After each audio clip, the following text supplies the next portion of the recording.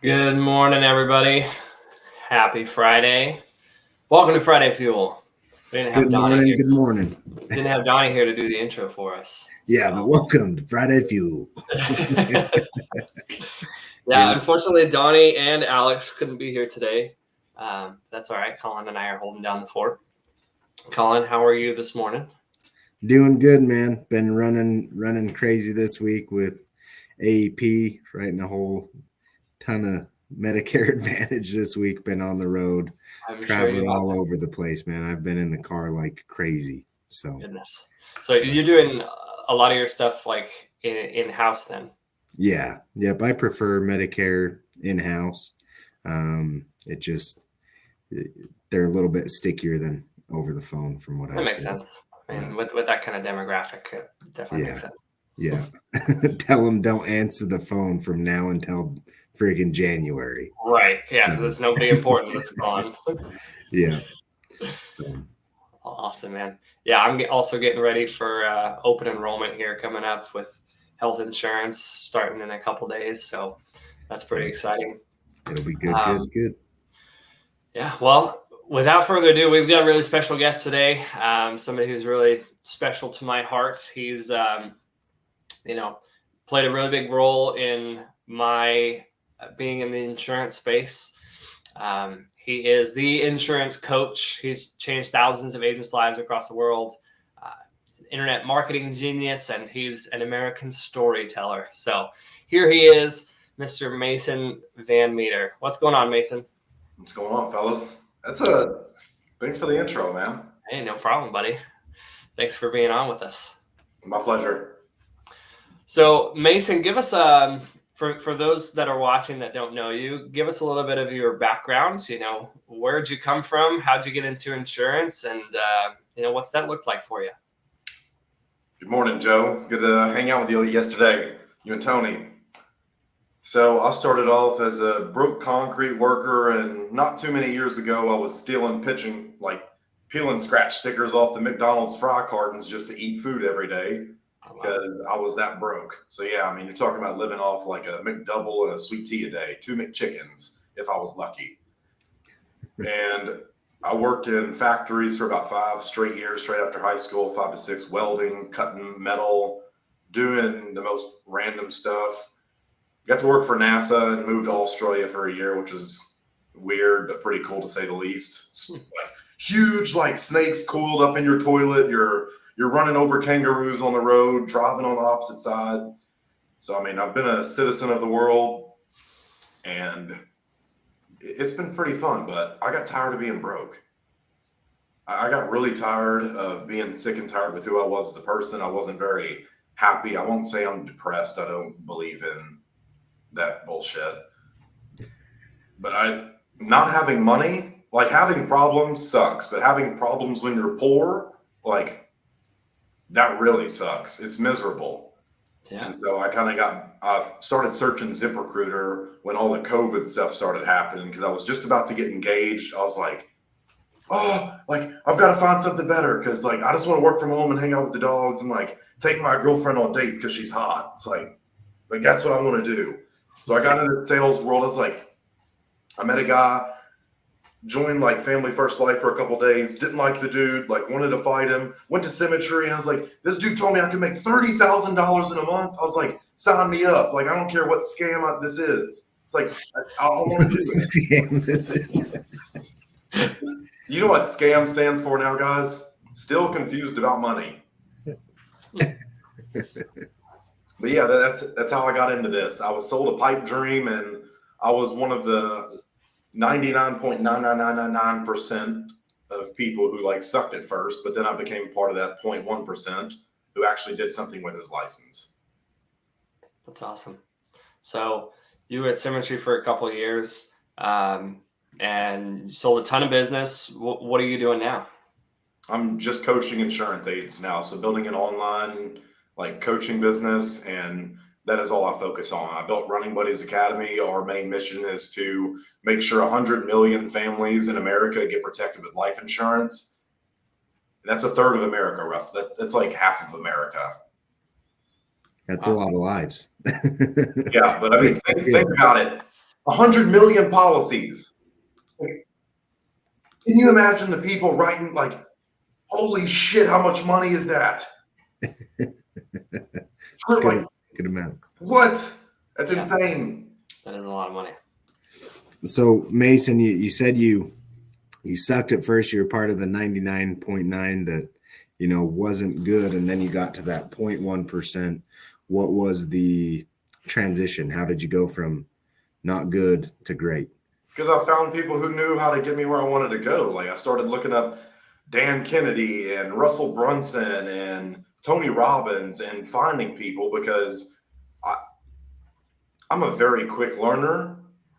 And like when I say like I've made the transition from most of the people that it's not no 8%. It's like 99% fail or making just enough to break through, like break even on paid bills. Then you have the 1% who are actually profitable. So like I made that transition like a month or two. All because I was willing to condense the time frame down into how much stuff I got done and just knocked out. It's like, let me go pound out a couple thousand calls this month. Like that's more than most people will do in a year. Yeah. I just shortened the time frames. So how did you know like who to look for? Because I feel like a lot of people get into this business and they're, like you said, sold the pipe dream and they're made a bunch of empty promises. Like how did you navigate through that cloud of darkness, I guess? Luckily, I had to rely on a lot of my father's teachings from when I was little. It's like, say what you mean what you say, like do your own due diligence, like don't be a dumbass. If you just look objectively, like see reality for what it is, see people for who they really are, you'll notice that the people selling and telling you stuff, they don't have what you want. So why would I listen to them in the first place when the information from 99% of these agencies, the information from the very top that's being distributed down to each level of hierarchy, it's wrong. So let me just go outside of my industry and find like billionaires. Why would I take advice from people making six figures when I could take advice from people making 9 or 10? Like it blows my mind. Yeah. It's like most people, they'll allow themselves to get gold dug. And like, it's your fault. That's too true. So when you're saying going outside of the industry, are you mainly talking about like self-help? So you mentioned Russell Brunson. Not even just self-help. It's like you are a business, like I hate saying that word because most of us are just entrepreneurs when we come in here. We want to do insurance sales, but it doesn't go to plan most of the time. So I found people, it's like, okay, well, what does a business need? It needs, leads. Who can help me get leads into my business? Dan Kennedy, the godfather of marketing. It's like, holy crap, let me go dive into all his stuff. And I was like, okay, now I've got like leads coming in. What do I need next? Sales. It's like Tony Robbins, Alex Hormozy. Like, and this was when Alex Hormozy had like 10,000 followers. It's like, I found him when he was like nobody. Yeah. So I got way ahead of the curve of everyone just finding him now in the last 6 months. Like I've already watched all of his videos. So I already knew his stuff. So I just tried to condense decades down into days for myself. And I went into a lot of debt in coaching programs. I mean, I've spent so far $264,000 in the last like 2 years in coaching programs, masterminds, personal development. And a lot of that was from like selling off crypto, taking out loans. I got really lucky with a Dogecoin investment I made like 3 or 4 years ago. I put $2,000 into it back in 2018. I mean, when this thing was like less than a tenth of a penny. And when I went to Cabo, Mexico, that thing went up to like 75 cents. I was like, sell. It's like I moved some money to an annuity. There's my retirement. I don't act like it doesn't even exist. So funny. Put the rest into coaching programs, whatever. And I was like, PayPal credit, personal loan. And just I went into a lot of debt, which I don't recommend anybody do, but I knew I would either file bankruptcy or pay it off. And luckily I paid it off. How, at that point, like at that stage in your life, like how did you have the confidence in yourself to do that? Because I'm a man. I've got balls.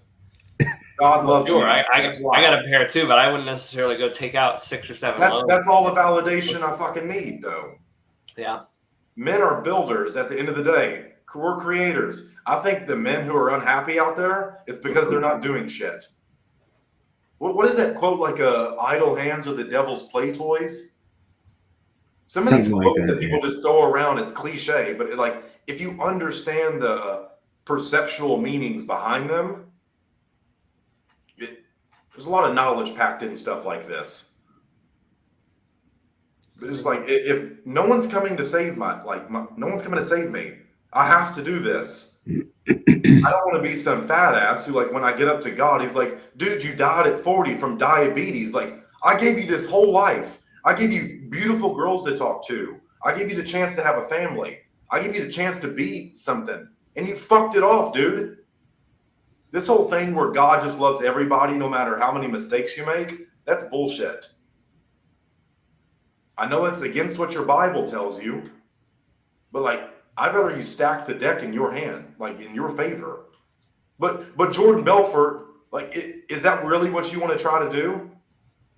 You want to go try to bang hookers and do drugs and make it that way? You have less than a 1% chance of making it like the Wolf of Wall Street. You are not Jordan Belfort. So why not give yourself a 99% chance and stack the deck in your favor? Try to rig it. Yeah, I think you have a good point there with a lot of things.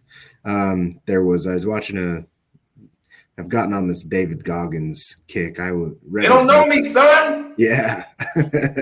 Yeah. I read his book, Can't Hurt Me, right when it came out. Stopped listening to him for a while after that. And then I've been watching his stuff again. And he talks about getting up to God, in the final judgment, because I think it was in the interview with Joe Rogan, and he asked him, what gets you going? Why do you push yourself so hard? And he says, I don't want to get up to God. And at judgment day, he just says, you're 350 pounds, you were a pest control guy for the rest of your life.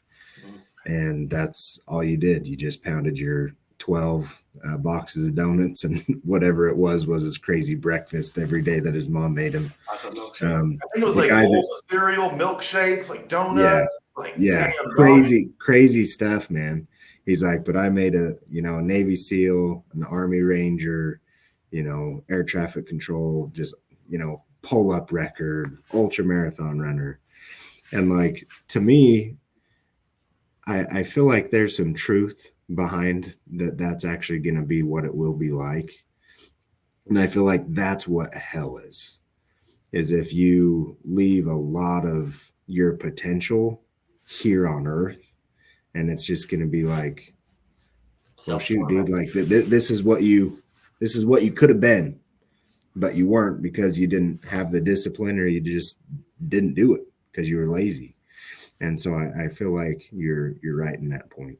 It's very disingenuous. I can't imagine a more shitty way to live life than always to take the easy way out. Napoleon had a quote. It's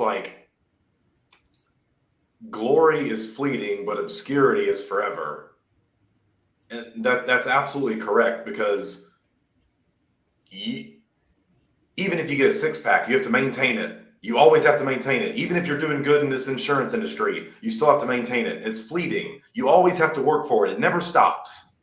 Yep. It never stops. Or you can be obscure and be a nobody, and you can be fucking lazy, and you can keep getting on the hub, and you can keep touching yourself. You can be a fucking loser. So by all means, if that's what you want to do, you want to go clock out and just play video games all day, and live in your mom's basement and wipe those Cheeto crumbs off on your pajamas, by all means, go do it. Because for there to be winners, there must be losers. Good, more for me. So there's a question: how have you stacked the deck? Talk about your coaching system regarding schedule, lead strategy, and sales technique tips. Which comment is this? How have you stacked it up? Talk about your coaching right system there regarding schedule and lead. So I've taught two different lead strategies. I mean, because there's paid advertising and then there's just free leads. So I took a lot of courses and bought a lot of coaching programs on like how to tell stories in a compelling way, like how to inflect your tonality, like a lot of hypnosis and neurolinguistic programming classes to get really articulate on videos to where I can drive a point and kind of influence the buyer psyche. Like I want to implant thoughts, and the whole goal of marketing is to enter the conversation that people already are running in their heads. When you can enter that conversation, people are like, wow, this guy understands me. People like, this guy understands me. And you become first to mind. That is the whole goal. It's like, is to enter the conversation your customer is already having with themselves internally. So I would make Facebook and TikTok videos with like a hook, 3 secrets, a story about that, and then like a call to action or an offer. Go here to book a call, request a quote. And I just kept publishing every day, and I got better. After somewhere around like my 60th, 70th video, like I found my voice with it. And it's like, okay, like you just have to be you, dude. Don't try to sound like Tony Robbins. Like you just be Mason VanMeter, okay? You don't like liars. You're not fucking lazy. You just tell the truth, and you're not responsible for how other people feel. So if you want to say the F word 4 times on this short, you do it. I'm just realistic with myself. Like I know what I'm not good at, and I'll delegate that stuff out. Because I'd rather I see so many people trying to be a jack of all trades and do 20 different things. It's like, if you keep trying to strengthen your weaknesses, like you will weaken your main strength. So I'd rather go all in on one thing and put 100% of my focus on one thing, because no one else will ever be able to go as deep as me on that one thing, and I will win.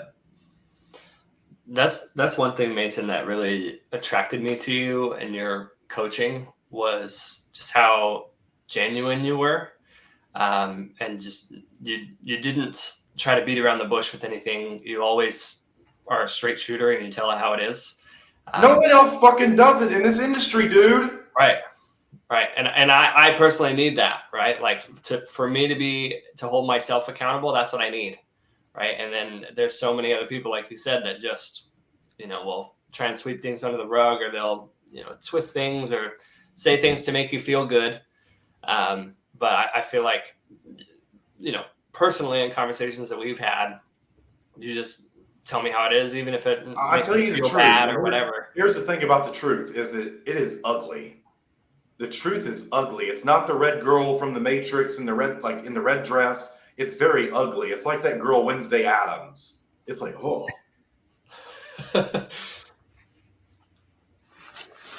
So you just have to be direct, because most people, deep down, they act like they want to be coddled, but they do not appreciate being treated like a fucking toddler.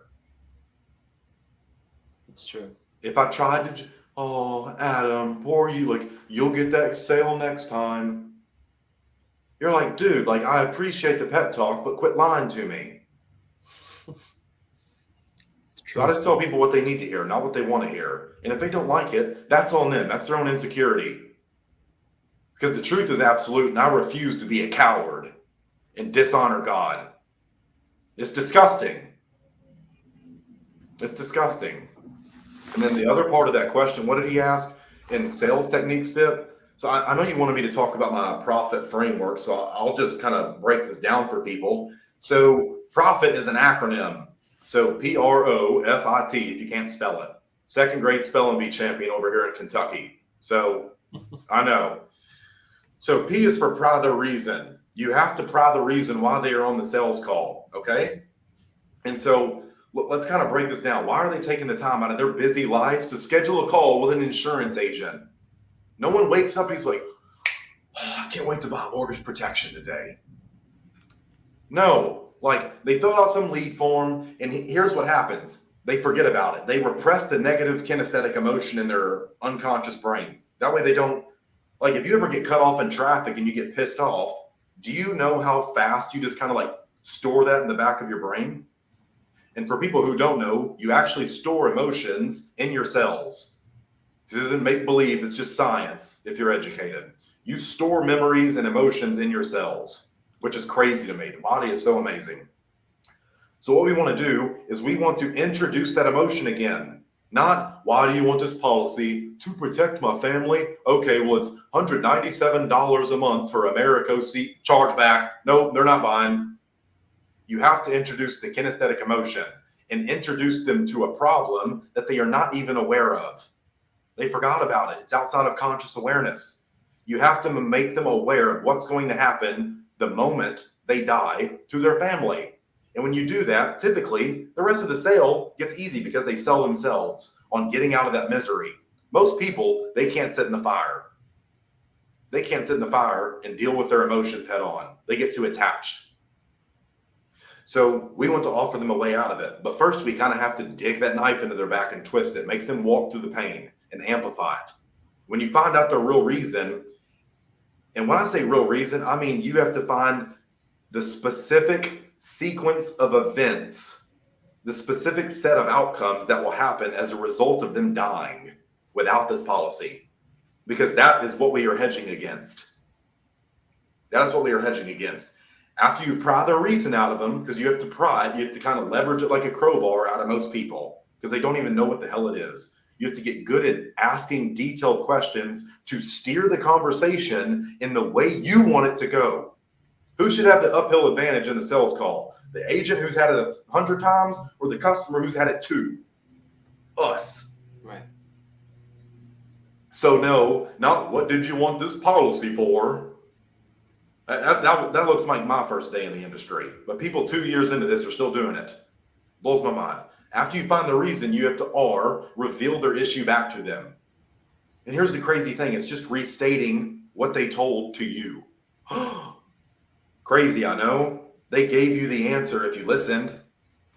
But most people, they wait till someone else's mouth quits moving so they can start moving theirs.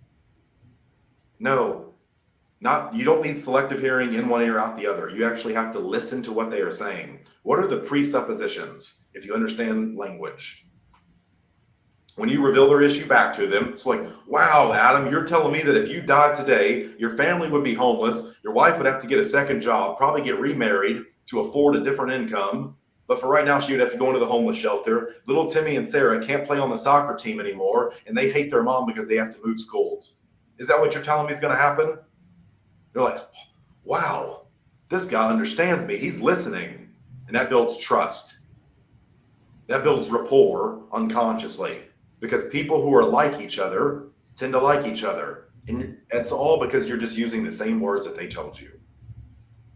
After you reveal their issue, you outline their roadblocks. So you find out everything they have tried to do to solve the problem, but were unsuccessful with. And you let them know, like, hey, dude, you were 6 inches away from gold. You just missed this one thing. That was me. Like every other thing you were trying, it was doomed to fail. You were in the wrong vehicle the whole time. Because here's the thing. Most people will not admit it's their fault. They want to point fingers. So we're going to help them do it. It wasn't your fault. It wasn't your fault you didn't lose that weight. It was the donuts.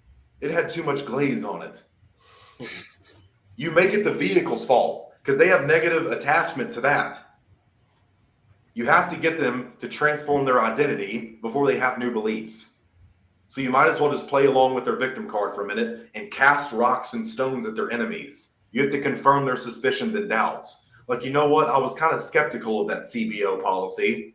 It seemed like it cost too much. No wonder why I canceled it. I was like, yeah, that policy sucked the moment he gave it to you. It was never going to work for you. And he put you were a non-smoker. Dude, I saw you smoking a cigar when I pulled up. Do you know what would happen if you died today? That policy wouldn't pay out. He's like, that son of a bitch lied to me.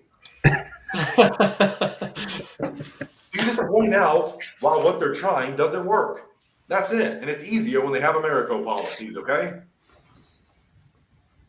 So after you outline their roadblocks, that's how you bridge the gap. And you'll say, this is the missing part. Like, would you like to kind of free yourself from your cage? And that's the F. You have to free them from their own cage.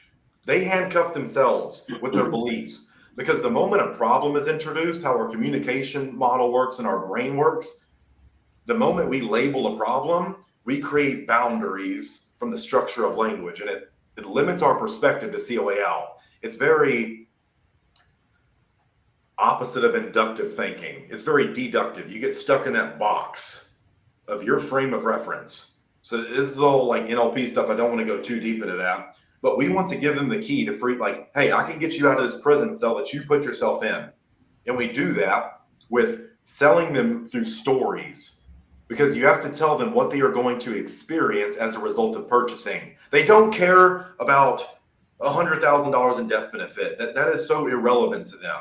They only care that Sarah and Ashley can stay on their soccer team and not hate their mom, and God, he does not want his wife getting remarried. He wants to prevent and hedge against everything that's going to happen if he dies without this. So we have to sell that and personalize it to him. And so I'll typically just never do more than 3 things, or you're going to overwhelm. If you want to make sure no one buys, keep your people confused. Give them so much information that they really do have to think about it. Before you give me your money, hang on, you need to know 20 more things about this policy. Go try it. I bet your people don't buy. If you want to stay broke, just keep bogging them down with details they don't care about. The moment someone offers you money, you shut up and take it. So you have to free them from their cage.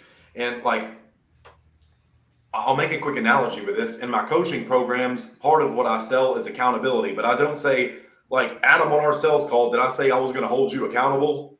No, because you're well, Mason, what does that even mean? What am I going to get from that? It's Adam, remember when you were a kid and your parents used to tell you to go take your stinky ass in the shower? Mm-hmm. And you sulked and you went in there and you scrubbed with the soap and yeah, woohoo. Do you still take showers as an adult, Adam? Yes. Exactly. Because you had external accountability turned into an internal habit. That's exactly what you're going to get from me. Fair enough? Yep. That's how to sell through stories and analogies, because that's the way people's brains are wired. We love a good story. We love a good story because it pulls us out of that daydreaming stuff, and we understand what we are going to experience as a result of investing into this policy. This is all emotional, guys. You have to get the emotional state correct, because here's the thing. If you're not following this process, you're going to miss something, and you're not going to put them in the right state to even consume the information. So you have to get people in the right information to eat the stuff that you're feeding them, to consume the information, to get them to consume the marketing. You have to prime them, okay? Can't be sharing some of them. But after that, we isolate their inactivity. So there's only 3 reasons for inactivity. It's stalls, decision maker, and price. If you get a price objection, it's your fault. It's because you misarticulated the value of what they are going to get. They don't understand how it's going to solve their problem. They don't think it's for them, even though this is totally for them. Stalls are I need to think about it. So we have to teach them to make an educated decision, because most people are terrified of making a decision because they've made wrong ones in the past. They've made wrong decisions in the past, and that hinders their decision-making ability today. It's Adam, do you think this policy is going to help Sarah and Ashley stay in the house, stay on their soccer team, and your wife not get remarried to another chunk? Yes. Awesome. Do you like me? Do you want to work with me in my company? Do you like what we stand for? Do you just hate dudes from Kentucky with beards? Because trust me, I have to wake up with this thing on the side of my face. I'd rather just shave it off. So if you don't like it, I totally understand. Yeah, I like you, Mason. All right. Do you have access to funds or know someone who does? Because if you really like this, or your family, we can help them get it too. Do you have access to funds or know someone who does? Yeah. Awesome. Let's just get this taken care of. That way you and your family don't even have to worry about it. What's your full legal name? Right into it. Or the decision maker. It's like Adam, you have to talk to your wife. Completely understand. You never want to be disagreeable. Always agree with them. Totally understand. Now, Adam, can you tell me what would happen if your wife said no? I probably wouldn't do it. And what do you think her biggest concern would be? Probably the price. Your wife isn't even around. You're giving me your real reason. It's a foil. Now, if you say yes, well, I would do it anyways. Awesome. She gets taken care of. Now, if neither one of those work, you go to the next one. So, Adam, does your wife know that you guys have this problem that when you die, she's going to lose the house, have to get remarried, pull the kids to a different school district and lose all their friends? Like, does she know you guys have this problem? Yeah, we've talked about it. Now, Adam, answer me this. Like, does she approve of you guys having this problem? Not really. So Adam, just help me understand this. Why would your wife be against you solving a problem that she already doesn't approve of? Yeah, I guess that's fair. Awesome. Do you want to get this taken care of that way she doesn't even have to worry about it? Sure. Boom, close. It's that simple. And people who say that line won't work, like I literally have a YouTube video using that exact objection. It's true. I've seen it. I do it every single time, no matter what I'm selling, those objections will work. I have to isolate their inactivity. It's just a smoke screen. They're scared. They're scared. They've been burned in the past. I don't blame them. Sales is a lot like dating. When I go ask a girl, like, hey, can I have your number? And she says no, it's not, okay, poor me. It's like, why not? When else are you going to have a genuine interaction like this with a guy who's actually interested in you? You know what she says? She's like, holy shit, this guy has balls. He's willing to sit in the fire and not let me just shit test him. Every other dude in the gym's jaw drops when they see me overcome a girl's objections. It's the same in sales. She might think you're weird. She might think you're the dude who's going to text her 100 times in a day. Baby, baby, baby. Weirdos. You just have to be able to sit in the fire and detach from your emotions. Not everyone's going to buy. Get that through your head. But it's not personal. Rejection is never personal. They're not rejecting you. It's something inside of them. So quit taking rejection personal. Realize that you're more than capable of doing a great job in this industry if you care enough to get through their bullshit. That's all it takes. And after that, we transform their identity by getting them to admit that we helped them solve the problem. We were their Yoda to their Skywalker. Because here's the thing. People do not buy products. Get that through your skull. People do not buy products. They buy identities. Okay? People buy identities. They buy into the version of themselves that is capable of achieving what they want. They buy the label that they can ascribe themselves that they believe or want to believe to be true about themselves.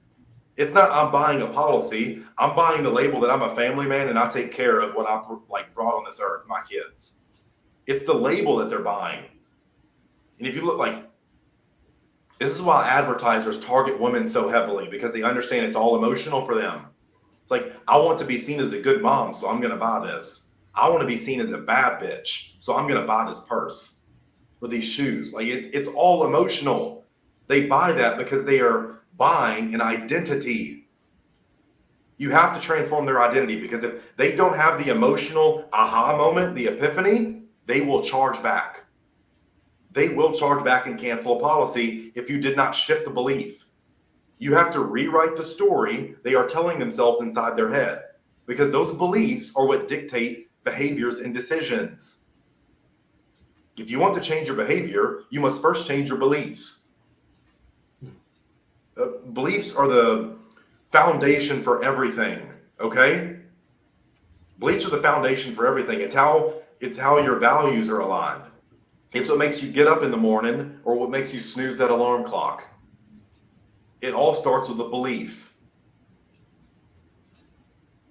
So we have to help our people become capable of becoming the person who can actually solve their problems. Einstein has a quote that I love, and it's what helped me make this framework. The same conscious or thinking that created a problem is not the same thinking that will solve a problem. You cannot solve a problem with the same mindset that fucking created it. That's insanity. That's insanity. That's trying to work out 2 + 2 is 5 and make that sound logical. You can't do it. If your belief is 2 + 2 is 5, that's what you'll find. You'll work the math out somehow. You'll work out Kentucky math. And yes, I still have all my teeth. Someone, no, they're not Invisaligns or any of that shit. I brush them. See, this is all about the emotional experience, guys. You introduce a problem that they weren't aware of. You introduce the emotion, you amplify, you twist that knife in their back, and they sell themselves. That's it. Easiest sales process this industry has ever seen. So simple. If you follow this, you'll get rich. So Mason, what do you think is most people's problems? Because I think pretty much anybody can understand what you just said, right? You have to walk them through a process. But where do you think most people fall off the boat? They don't trust themselves. They get too weak, like bogged down by their emotions. Everyone's chasing this bullshit confidence stuff. Like whether I feel confident or not, I get up every single morning and do exactly what I need to do. Now, I don't care how I feel. I have duties and responsibilities to myself, my family. Like I have people watching me. Like it's just ruthless accountability and cold hard. Like I'm just real with myself. Because I also understand, even if I mess up the next 10 sales calls, guess what? There's 300 and something like million people in America. I think I can sell another policy. I think I can sell another agent into my coaching program. It's just being real. Like I trust myself. That's all it is. You have to realize like there's something inside of you that if you let it out, will give you every single thing that you want in this world. But most people, they say they're scared of being a failure. I think they're scared of being successful. How's that for a perspective shift? Because here's what, you're already sucking. You're already failing. It's comfortable for you. You've never experienced this degree of success you want. That's new and foreign. You don't know what it looks like. You don't know how many friends you're going to lose because of it. I just moved to Texas and lost everything that I've ever loved in my life, except my dogs. One of the hardest decisions I ever had to make. Adam, you know how long it took me to make that decision? 5 minutes. Wow. Most people are like, I'm going to move to Texas next. No, I made a decision last year. I said, I'll be moving to Texas around August. Then I got into funnel hacking live and all that stuff. Russell's coaching, it's like, okay, like as soon as I get home, I'm moving. I just packed up and left, said my goodbyes. Then I left. I sacrificed everything because that's unfair to the people that I love to not be the best version of me. I refuse to live a coward. And there's people in absolute freedom not meeting their responsibilities. It blows my mind. It blows my mind. I think a lot of people as well, to go off kind of what you're saying, Mason, is they're scared to go all in on something and give everything they have. And it's like they're scared to know the what if. I was scared too. Yep. Everybody's scared. You just got to learn how to. I did it anyways. Quit being a coward. Yeah. And so it's just one of those things to where it's just like, that's also where the success and the happiness and the bliss comes from. And also the confidence that you're talking about is just going all in on something. What's the worst thing that can happen? The problem is that too many people, it's like you said, dabble in a million different things rather than just putting all their laser focus onto one thing and just going all in. And that's where the success comes from. Exactly. They don't know how to sort what is relevant. That is the biggest problem in our industry is they don't know how to sort out. Like they have me over here telling them to do this. The only one telling them the fucking truth. Then they have all these like 1,000 lead vendors and like other coaching programs that try to undercut me in price and they barrel run straight to the bottom because they suck. But they don't know how to sort what's relevant to them at that stage of business.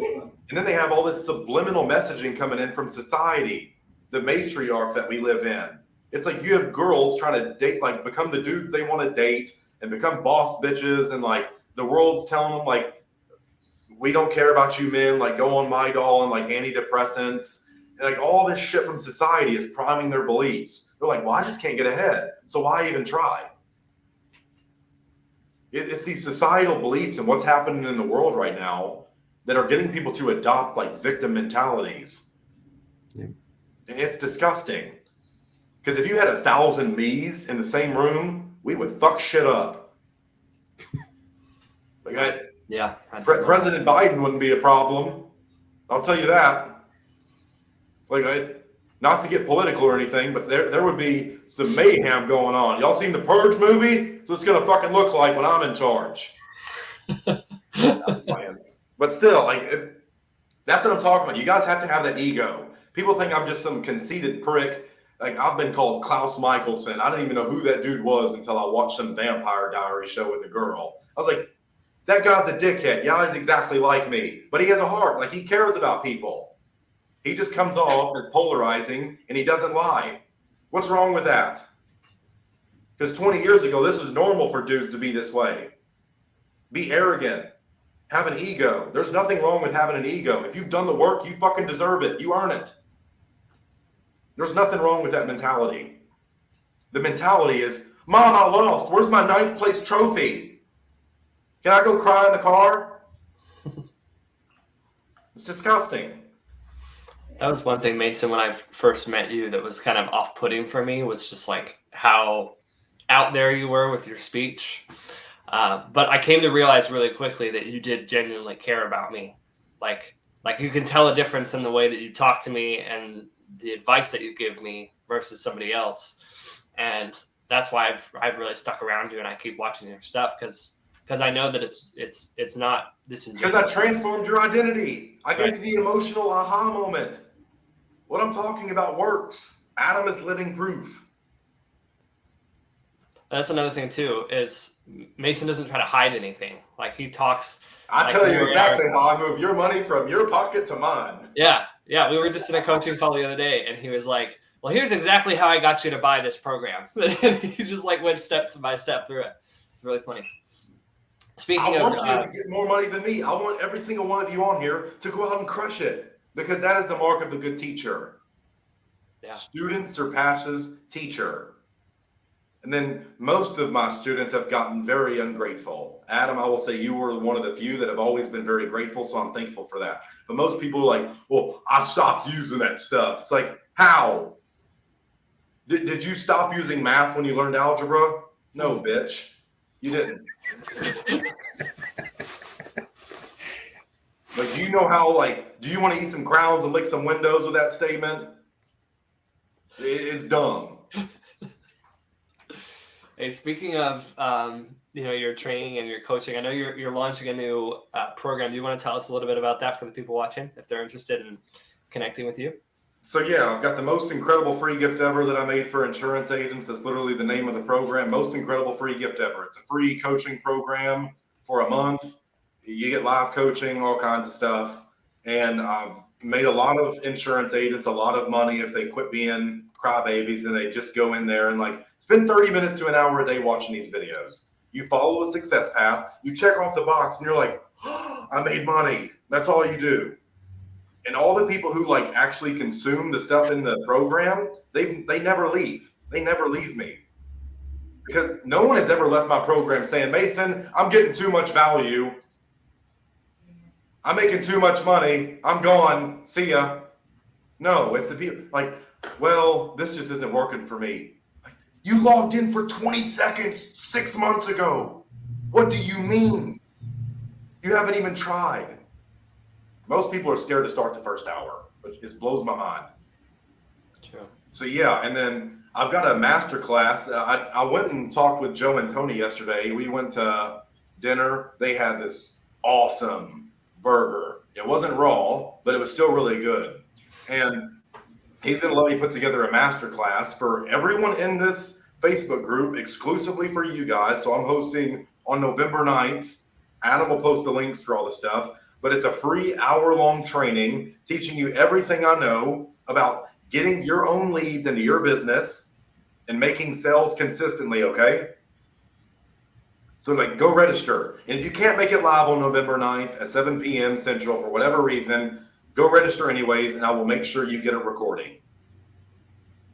But I'm going to teach you the 3 secrets of doing like $250,000 in production, firing your lead vendor, and actually becoming a real agency owner. So I want to show you how to steal all potential customers in your market and have other agents crying and begging you for policies.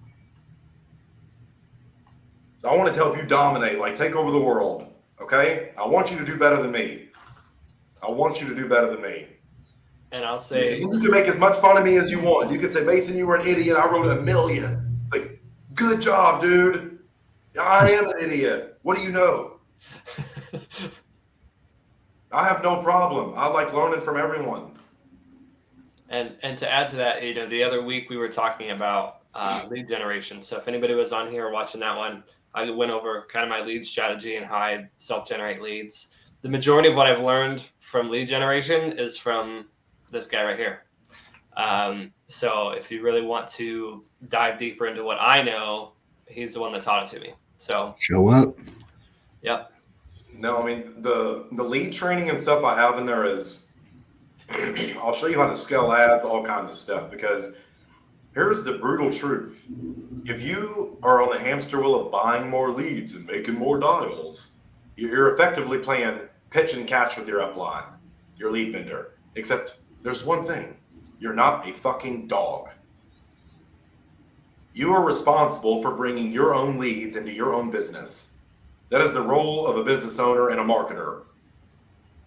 You have to know how to generate leads and sales at your own discretion in your own business. If you don't, you'll always be at the beck and call of someone else. So do you really want your future being tied up in someone else's ability to generate you leads? And here's what blows my mind about lead vendors. Let's say Adam goes and sells a policy that he bought from my old company. He bought the lead, he made the dials, he booked the appointment, he made the sale. That company is then going right back around to that same customer and remarketing with a different ad to get them to opt in and become a new lead again. They're remarketing to your customers. How fucked up is that?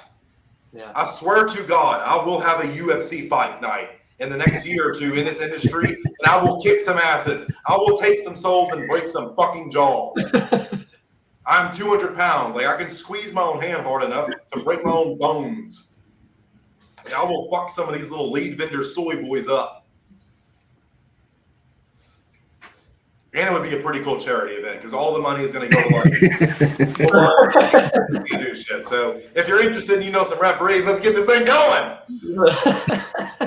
Syndicate fight night. Someone's got to carry the fucking boats. Let's go. All right. Well, Collin, did you have any final comments or questions for Mason before we wrap things up today? No, I've enjoyed talking with you, Mason. Enjoyed learning from you, listening to you. Excited for your master class. Definitely going to be listening to that. And dude, awesome, man. Thank you. It means the world to me. How else can people find you on social, on anything like that? Well, I'm not hiding behind any rocks. So if you just go search Mason VanMeter, you'll probably find some articles from some girls I've pissed off or dudes that don't like me. But it's like, Mason cheated on, like, shut up. Like, but you'll find my YouTube channel, all that stuff. So just go search Mason VanMeter or like dickhead in insurance industry. Like, you'll come across me. Yeah. Mason's the top one on that one. All right.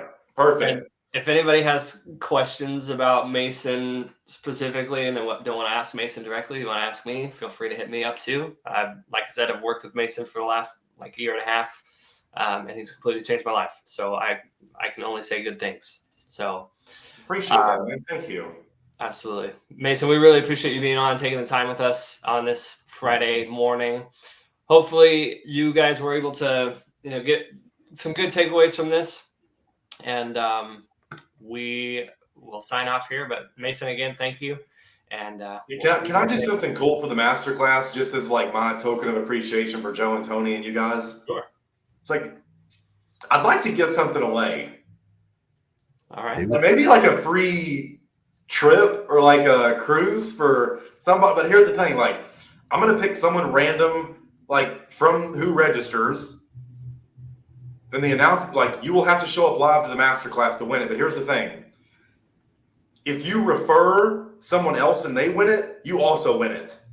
So it's not like, don't tell anyone about this. No, like, if you refer the person, like if you register the person for the masterclass and they win the drawing or whatever I give away, you're also going to win. Well, shoot. So I think that'll be pretty cool. Maybe I'll buy your leads for a week or send you somewhere cool, or like we'll go do karate in my garage. I'll teach you some cool shit, but it'll be cool whatever it is. It'll be fucking awesome. I promise you that. So thank you, Joe. Seriously, you and Tony, you and Adam and Collin, thank you guys. So that's just my way of saying thanks. Well, you heard it here first. If you register through the link I just posted, me and you will go on a trip together. But that's awesome. Thank you, Mason. That's really awesome. And Joe wants to sign up for the karate in your garage. So I got some cool shit out here. All right. Everybody have a good Friday. Thanks for tuning in. We'll see you next week.